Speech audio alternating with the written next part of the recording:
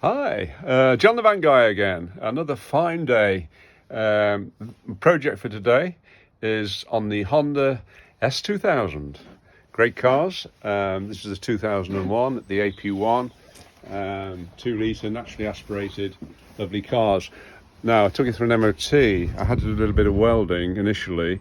I've welded in the past and done underneath. It's underneath, it tends to go on the sills. So, done all that. Found a little bit more, did a bit more, and took it to the MOT. And guess what they found? That's something which has been missed in previous MOTs. It must have been, but in case you come across this and you've never had your bumper off, this might help you. When you're taking the back bumper off, it's relatively straightforward. You have 2 screws on either side. This actually had two up here. Usually there's 1 screw and then 1 screw further down. You'll see them, so they're relatively easy to get out. It caught me on this one because there's actually 2 at the top. Whether that was an earlier adaptation by me or somebody else, I don't know. But anyway, you could do those on both sides. And where they sit here, there's actually, I think, is it 3 or 4? I think there's 3 of those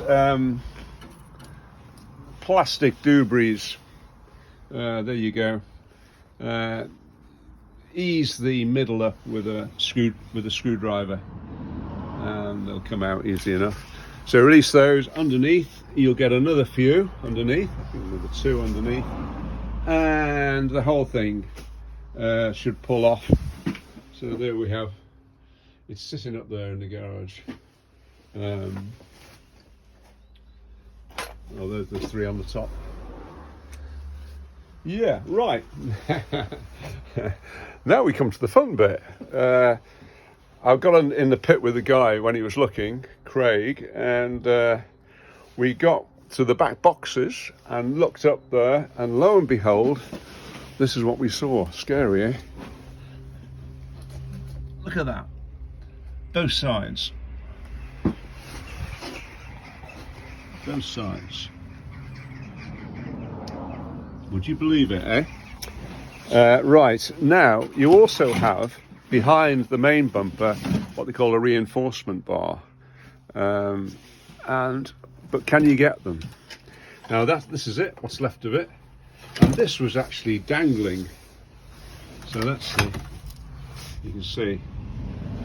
Pretty sorry state. And rusted to bits. So,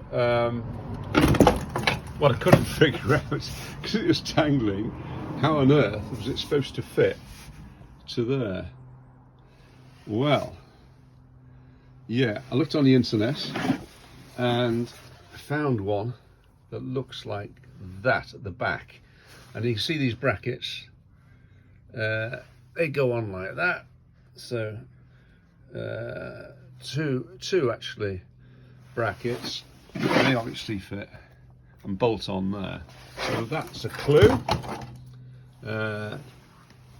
Whether another, it looks like there's maybe a bolt goes through there as well. We'll see about that. But that looks like there was a bolt at one time. Who knows? What was that for? This is for some sort of towing or something. All right, anyway. Yeah, that's interesting. I haven't noticed that. So, what I'm going to do, I looked on the internet, and can you get hold of them like hen's teeth, these things? You can get plenty of the front ones, the front reinforcement bars, but can you get the rear ones? The only people who sell the rear ones seem to be selling them, but they are in America or Canada, or believe it or not, Lithuania. There's one on the moment from Lithuania for 200 and something, 209, 204, 209, free shipping. How long it would take to get here, I don't know. The Canadian and American ones are $68 to $70, and then about $250 to $300 for shipping. So keep that in mind if you want to buy one. So what I've thought I'd do is get some heavy duty metal, probably about 2 mil, and rebuild this. with plates. That should be fun to do. Make some brackets to fit on there. Obviously I put plates on both sides underneath, get that sorted. I'll probably have to drop these or take these boxes off to actually get at it. I'm not sure how far back they go. That should be fun.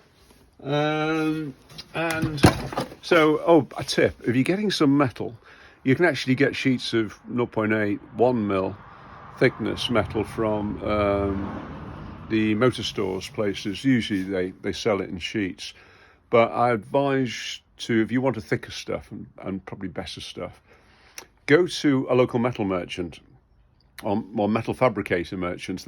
On every industrial estate probably has one, and then probably will be one near you. I found one, and go in there, and often you'll find in their skip a lot of throwaway stuff, and they'll let you have that for diddly shit, you know, a fiver or something, 10 quid.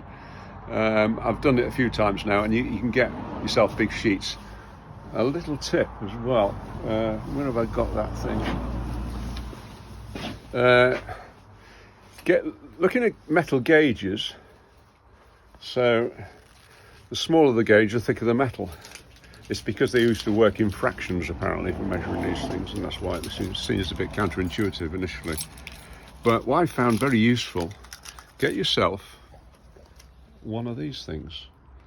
I've got it on the key ring now, and I find it very difficult to measure the thickness of the metal I'm using. Well, that gives you the various gauges. I can't remember if you can see it on there. The various gauges. See, you've got a little 24, very thin, it's 24, 22, 20, 18. It's usually about 22 or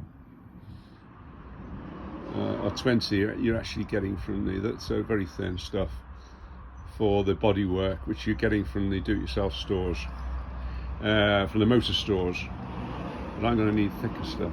But it's very handy if you go around these places to have one of those, just to check what sort of metal you want. So what I'll do is check the thickness of this to see roughly how thick it is, and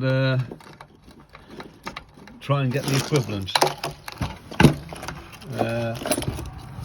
It looks to me probably, let's see if I can do it for you.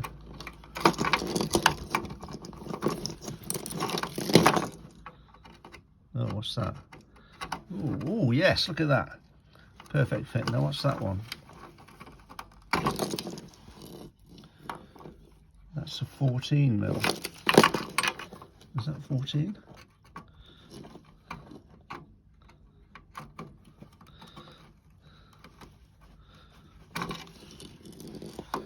Yeah. 14 gauge. 14 gauge. So if I get some 14 gauge metal, or in that region, it would be great. Okay, let you know how I go on. This is going to be a fun one. I love welding. I've got a nice Clark welder I picked up second hand from a local farmer, and so look at it, state of it, eh? Should be interesting to see. But if I can do it myself, save a few hundred, and I hope this helps someone. So, and I hope the rain keeps off. Thank goodness spring is here. Oh well, see you again. Bye then.